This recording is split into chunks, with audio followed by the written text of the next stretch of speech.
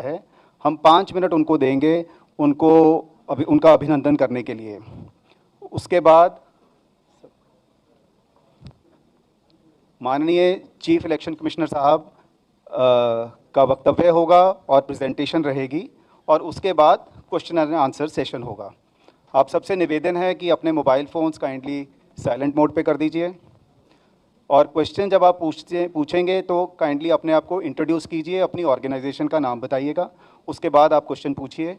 Questions हम 5-5 के group में लेंगे। पहले 5 लोग अपना क्वेश्चन पूछ लेंगे, उसके बाद सीईसी साहब उनका उत्तर देंगे। इस तरह के हम 5-5 ग्रुप्स में क्वेश्चंस लेंगे। तो मैं निवेदन करता हूं कि जो हमारे बीएलओज सारी बिहार की डिस्ट्रिक्ट्स के हमारे बीच में हैं वो आएँ।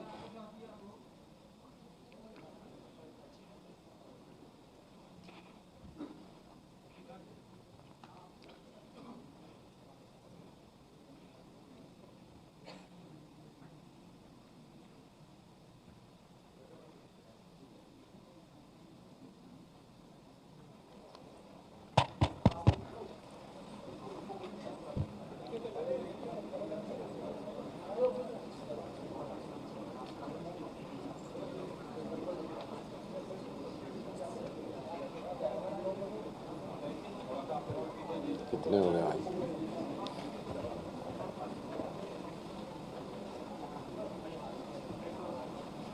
मैं सीईसी साहब से निवेदन करूंगा कि हमारे बीएलओज के लिए 2 शब्द कहें।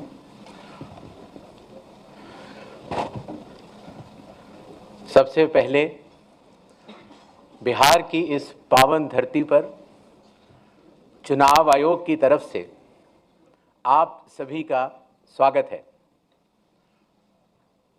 हाल ही में बिहार में मतदाता सूची के शुद्धिकरण का कार्य हुआ, और जो हमारे समक्ष बूथ लेवल ऑफिसर्स मौजूद हैं, इन्होंने न केवल अपने बूथ में मतदाता सूची के शुद्धिकरण का कार्य किया, बल्कि इन लोगों के साथ साथ बिहार के 90,217 बूथ लेवल ऑफिसर्स ने एक ऐसा कार्य किया जो कि पूरे देश में अनुकरणीय है। मैं निवेदन करूंगा कि करतल ध्वनि के साथ हमारे इन योद्धाओं को प्रोत्साहन दिया जाए। आप लोगों का बहुत बहुत धन्यवाद, क्योंकि आप लोग न केवल अपने बूथ में मतदाताओं के साथ काम करते हुए आपने न केवल मतदाता सूची को शुद्ध किया है, बल्कि पूरे देश में जो बाकी बूथ लेवल ऑफिसर्स जब इस कार्य को करेंगे तो उनको आपसे बहुत बहुत प्रेरणा मिलेगी।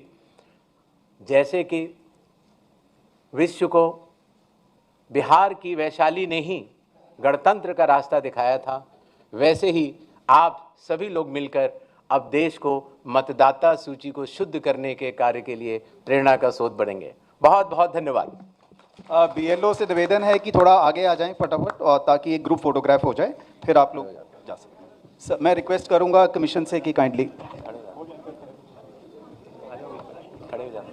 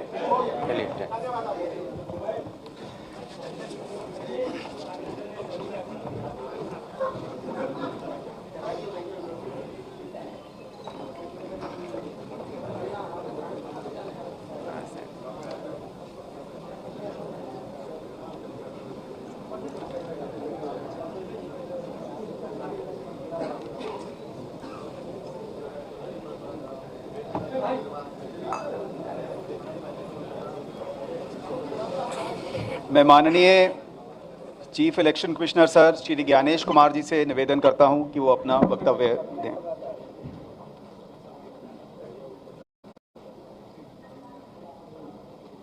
ऑनरेबल भारत के निर्वाचन आयुक्त डॉक्टर सुखबीर सिंह संधू जी, ऑनरेबल डॉक्टर विवेक जोशी, भारत के निर्वाचन आयुक्त, निर्वाचन आयोग के वरिष्ठ अधिकारियों की टीम, बिहार के chief electoral officer Shri Vinod Gunjiyal ji और बिहार की इस पावन भूमि के हमारे मीडिया सहकर्मी, हम सबसे पहले भारत के सभे मतदाता के अभिनंदन करतानी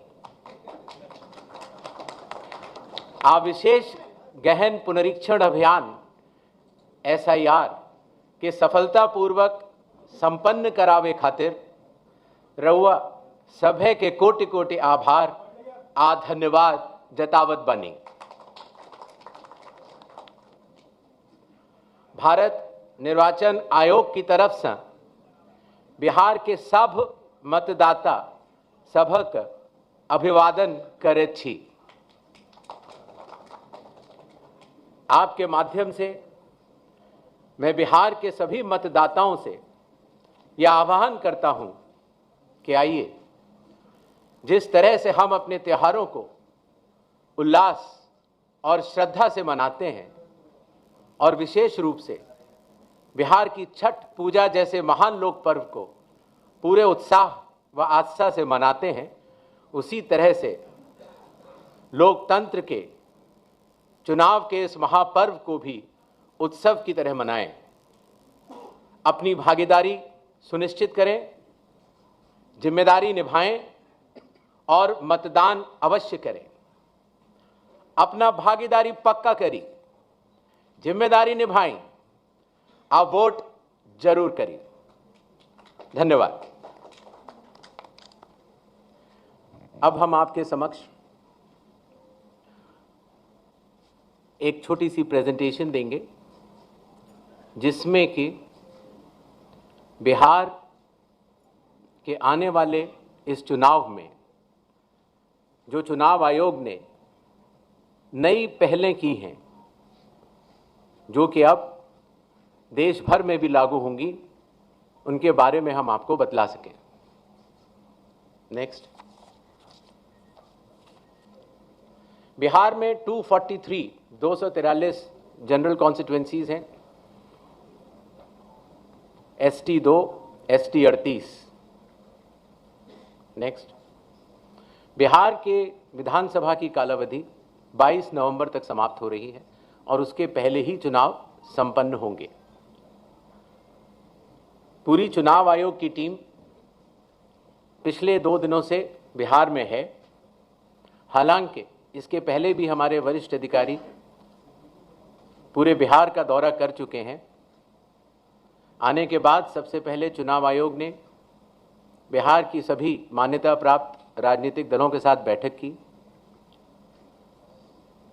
बिहार के सभी DM, SP, SSPs, IG, DIGs, commissioners के साथ साथ सभी एनफोर्समेंट एजेंसीज के हेड और नोडल ऑफिसर्स के साथ भी मुख्य निर्वाचन अधिकारी Bihar, state police nodal officer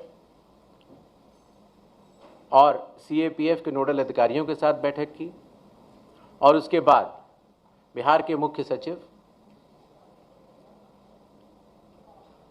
बाकी सचिव के साथ भी बैठक हुई, DGP से के साथ बैठक हुई और अब हम आखिरी चरण में हैं। जो सब कुछ हुआ उसका ब्यौरा आपको देकर फिर हम लोग वापस दिल्ली प्रस्थान करेंगे। नेक्स्ट।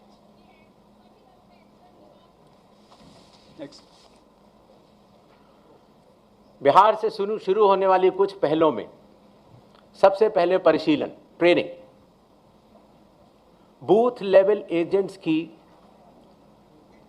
पहली बार चुनाव आयोग ने ट्रेनिंग की और बिहार के सभी बूथ लेवल एजेंट्स 1 की ट्रेनिंग कुछ माह पूर्व ही दिल्ली में संपन्न हुई। साथ ही साथ बूथ लेवल ऑफिसर्स की भी IIIDM में ट्रेनिंग हुई और अभी तक देश भर के लगभग 700 बूथ लेवल ऑफिसर्स और सुपरवाइजर्स की ट्रेनिंग पूरी की जा चुकी है। साधारण तौर से पुलिस ऑफिसर्स की ट्रेनिंग जिला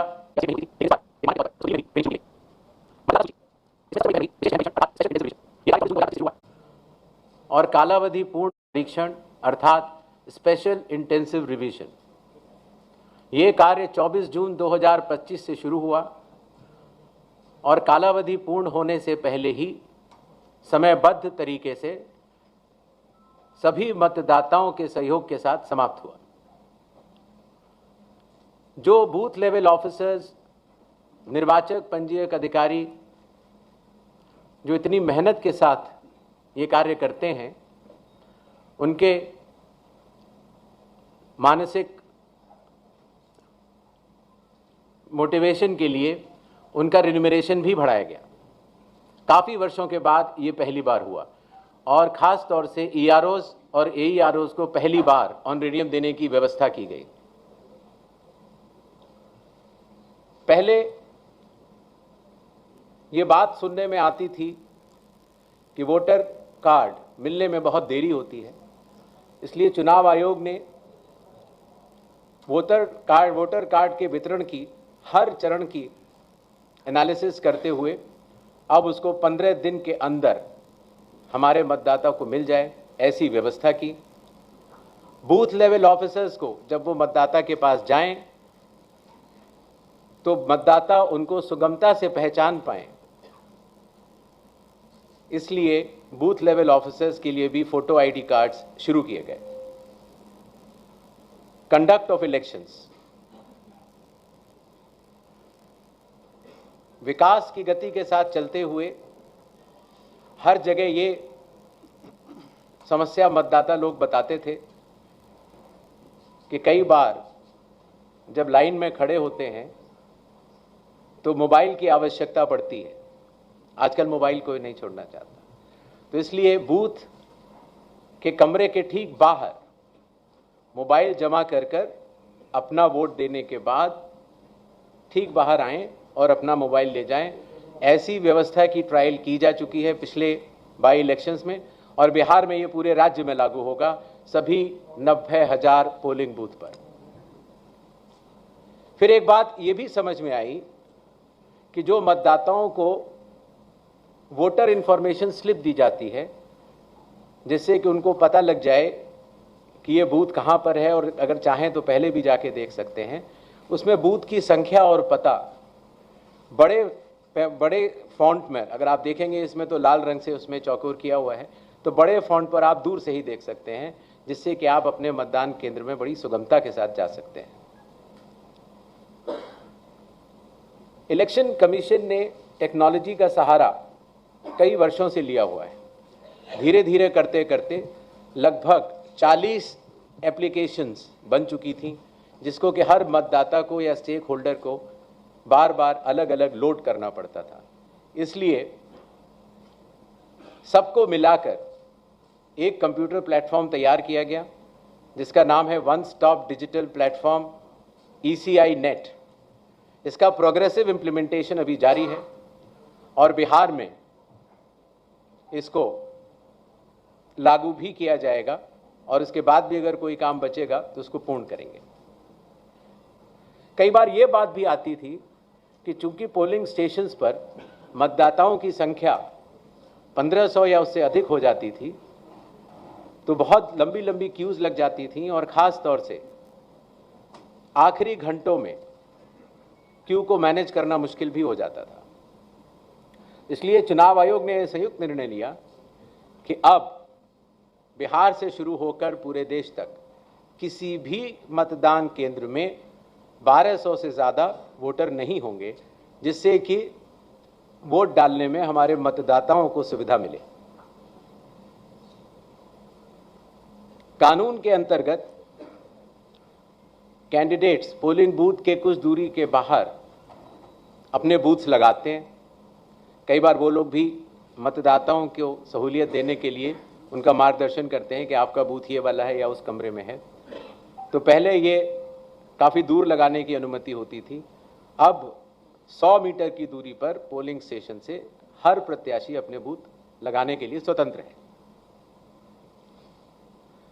पहले यह बात भी आती थी कि जो वेबकास्टिंग है, जो पोलिंग बूथ के अंदर जो वेबकास्टिंग होती है, वो कहीं 50% या कम से कम 50% या 60% बूथों पर होती थी, और अब बिहार से शुरू होकर पूरे देश में जब भी चुनाव होंगे 100% वेबकास्टिंग हर पोलिंग स्टेशन पर की जाएगी। कई बार प्रत्याशियों ने यह बात कही कि जब ईवीएम पर जो बैलेट पेपर या कागज लगता है उसमें जो उनकी फोटो आती है वो ब्लैक एंड वाइट होती है और इसलिए मतदाता को पहचानने में कई बार दिक्कत हो जाती है। हालांकि चुनाव चिन्ह तो रहता है, और साथ ही साथ ये भी बात आई कि सीरियल नंबर भी बड़ा होना चाहिए। तो इसलिए बिहार के चुनाव से शुरू करके पूरे देश में अब सीरियल नंबर का फॉन्ट भी बड़ा होगा और प्रत्याशियों की फोटोग्राफ, वो कलर्ड फोटोग्राफ लगाई जाएंगी। मतगणना,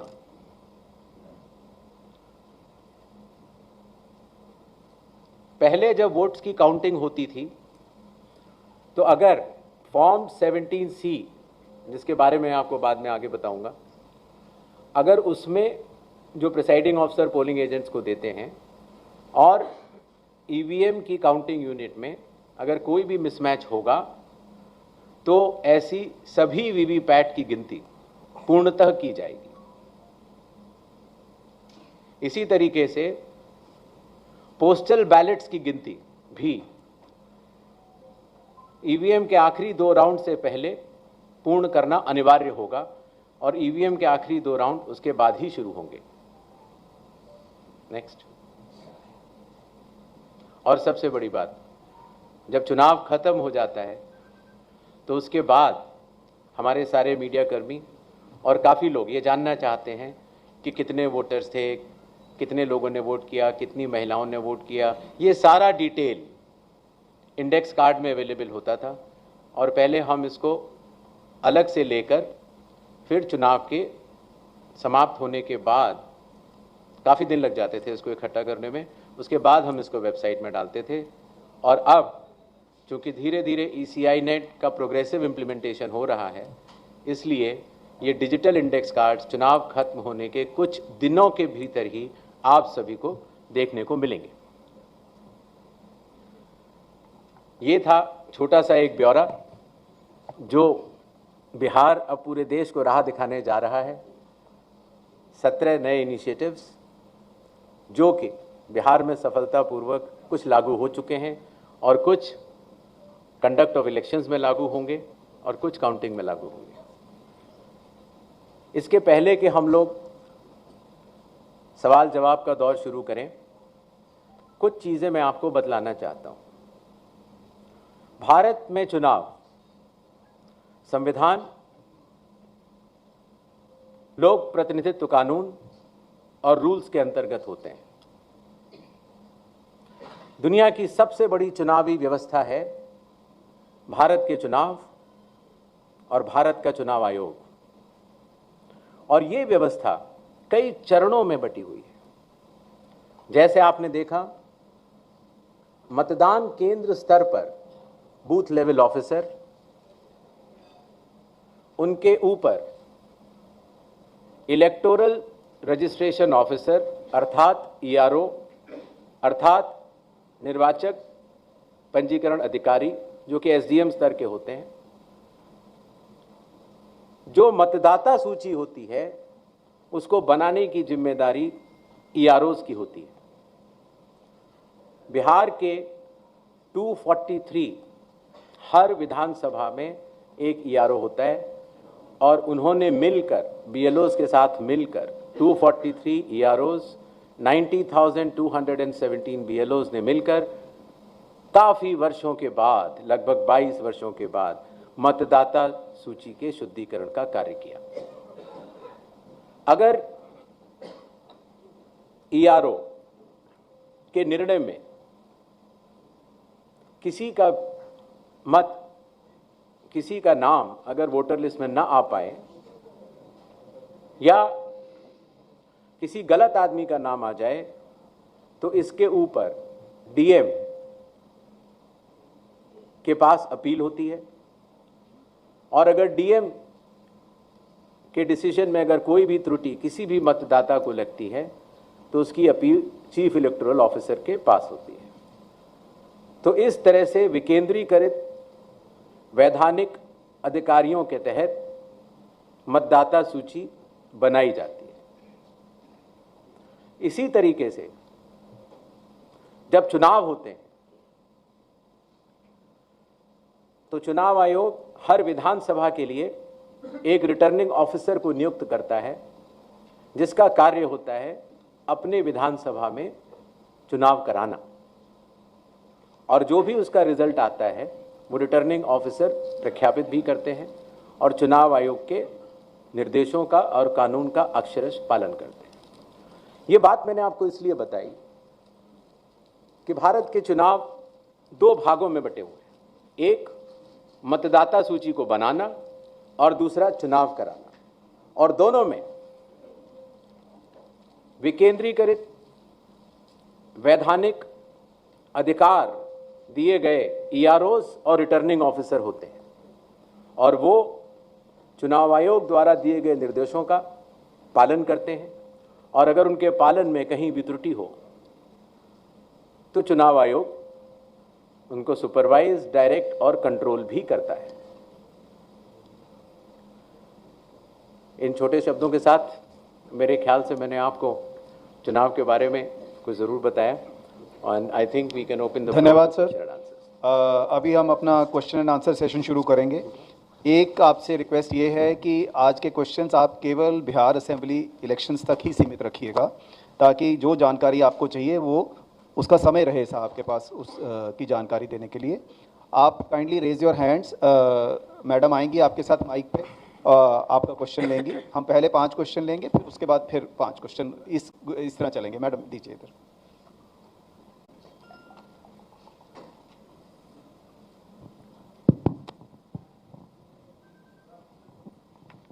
सर, मेरा नाम ब्रजेश मिश्रा है और मैं आईएनएस न्यूज़ एजेंसी से हूँ। सवाल ये है कि जिस तरीके से बिहार में शुद्धिकरण का काम किया गया और बहुत सारे आरोप लगे, तो और राहुल गांधी ने, नेता विपक्ष हैं, उन्होंने वोट चोरी तक का आरोप लगाया और फिलहाल वो कोलंबिया घूम रहे हैं। ऐसे में आप कितना सीरियस उनके आरोपों को लेते हैं और उनके एटम बम, नाइट्रोजन बम और हाइड्रोजन बम से आयोग कितना घायल महसूस कर रहा है? नेक्स्ट क्वेश्चन इधर दीजिए मैडम। सर, आपने एसआईआर कराया, लेकिन कई सारे मेरा नाम मनीष है, मैं डिकोडर से हूँ। आपने एसआईआर बिहार में कराया, इतना बड़ा जाइगेंटिक टास्क था। कई सारे इलेक्शन एक्सपर्ट्स, एनालिस्ट, जिसमें आपके फॉर्मर सीईसी हैं, उन्होंने कहा कि ये जो पूरा एक्सरसाइज है, इतने बड़ा एक्सरसाइज इलेक्शन बाउंड स्टेट में 4 महीने पहले कराना, ये इलेक्शन कमीशन का इनकम्पिटेंस है, उन्होंने ऑन रिकॉर्ड कहा। दूसरे कई लोगों ने कहा कि ये 50 सालों में चुनाव आयोग के द्वारा सबसे वर्स्ट डिसीजन था। कुछ लोगों ने ये भी कहा कि ये इनकम्पिटेंस प्लस मोटिवेटेड डिसीजन इसलिए रहा कि इसमें कुछ सेक्शंस ऑफ द सोसाइटी को जानबूझकर एक्सक्लूड करने की कोशिश की गई। So what is your response to, how do you respond to this charges of incompetence plus motivated decision? दूसरा मेरा एक ये है कि आपने please let's restrict to 1 question, we'll come back to you, no problem. इधर दीजिए, ये साहब बैठे। सर, मेरा नाम शशि भूषण है, मैं प्रभात खबर अखबार से हूँ। सर, मेरा सवाल है कि बिहार के जो प्रतिपक्ष के नेता हैं, उनका आरोप है कि एक ही घर में कई कई मतदाताओं के नाम शामिल किए गए हैं। तो ये जो हाउस लिस्टिंग का काम है, क्या इसमें सुधार होगा या वैसे ही रहेगा? दूसरा सर ये है कि फॉर्म 70C, इसको लेकर क्या है कि क्या जो पहले वोटर एजेंट जो पॉलिटिकल पार्टी के चले जाते हैं, तो उनकी क्या बाध्यता रहेगी कि वो लेकर और हस्ताक्षर करके ही वहाँ से जाए? Next question. और इसी से एक जुड़ा हुआ है सर, एक और जुड़ा हुआ है। आप काइंडली ऐसे सर, मॉक पोल को लेके क्या जितने पॉलिटिकल पार्टी भाग लिए हैं और जो नहीं लिए हैं, क्या उनका ब्यौरा आप जारी करेंगे? Sir, good morning, Kaushlendra Mishra from Hindustan newspaper. Sir, मेरा सवाल एक है कि बिहार चुनाव हो या देश के कहीं भी चुनाव होते हैं, एक पैरामीटर फिक्स है कि प्रत्येक उम्मीदवार सर्टेन अमाउंट ही खर्च कर पाएगा, लेकिन हकीकत में वैसा होता नहीं है। तो इसको मॉनिटर करने के लिए कोई सख्त कदम सीसी उठाएंगे? और दूसरा सर एक सवाल है, You will have to repeat the question. Sir सवाल ये था कि एक पैरामीटर फिक्स है कि 40 लाख विधानसभा में खर्च कर पाएंगे उम्मीदवार, तो उससे अमूमन एक्सीड ही करता है, ये नॉन फिगर ये बातें हैं, तो इसको मॉनिटर कैसे सुनिश्चित कराएंगे आपकी लिमिट में वो खर्च हो? दूसरा सर एक इसी से जुड़ी हुई सवाल है कि हमारे कई उम्मीदवार हैं, कई पॉलिटिकल पार्टियां मान्यता प्राप्त आपके यहाँ से हैं, जिनके उम्मीदवार बहुत पुअर बैकग्राउंड से आते हैं, उन पर छोटे मोटे अपराध के मामले भी होते हैं, तो क्या वैसे उम्मीदवारों के लिए जो 3 अखबारों में या ये पब्लिश करने की बाध्यता है, उसमें भी कोई आप रिलैक्सेशन देने जा रहे हैं? Thank you. हाँ जी, बताइए। सर मैं रजनीश जी